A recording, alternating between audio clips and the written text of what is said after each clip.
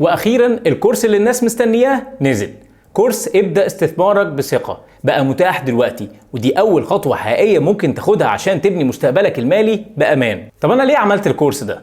عشان كنت بشوف نفس السؤال بيتكرر كل يوم: ابدأ منين؟ ابدأ بايه؟ احط فلوسي في ايه؟ والناس طلبت مني كورس كتير جدا، وانا اسف على التأخير، بس فعلا عشان يطلع حاجة قيمة ومفيدة تليق بيكم فخد مننا وقت كتير في تجهيزه وتصويره وتعديله. ولاني قررت اعمل دليل شامل للمبتدئين خطوة بخطوة بلغة بسيطة ومن غير اي تعقيد، عشان تفهم ازاي تخلي فلوسك تشتغل بدل ما تفضل تشتغل انت طول عمرك للفلوس. الكورس ده معمول ليك لو انت واحد من دول كل ما تحوش شوية تحس انك بتبدأ من صفر تاني، او مش عارف تبدأ منين عشان تستثمر بأمان، او بتتعب في الشغل جدا لكن مش شايف نتيجة حقيقية في حسابك البنكي، او خايف تستثمر فتخسر، او تبدأ فتزهق وتسيب، او نفسك تأمن مستقبلك ومستقبل ولادك بس مش لاقي الطريقة. طيب هتستفيد ايه من الكورس؟ اولا انت هتفهم انواع الاستثمار المناسبة لكل شخص، وازاي تبدأ حتى لو معاك مبلغ صغير جدا، وهتعرف ايه اخطر الاخطاء اللي لازم تتجنبها، وازاي تحمي نفسك من النصب المالي،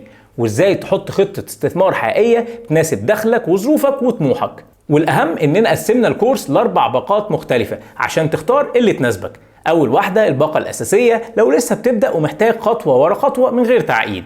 الباقة التانية هي الباقة الموحدة، فيها الكورس الأساسي زائد كورس تاني متقدم عن استراتيجيات بناء الثروة. الباقة التالتة أو الباقة الكاملة بتضيف كمان جلسة استشارة 1 to 1 نرسم فيها خطتك مع بعض.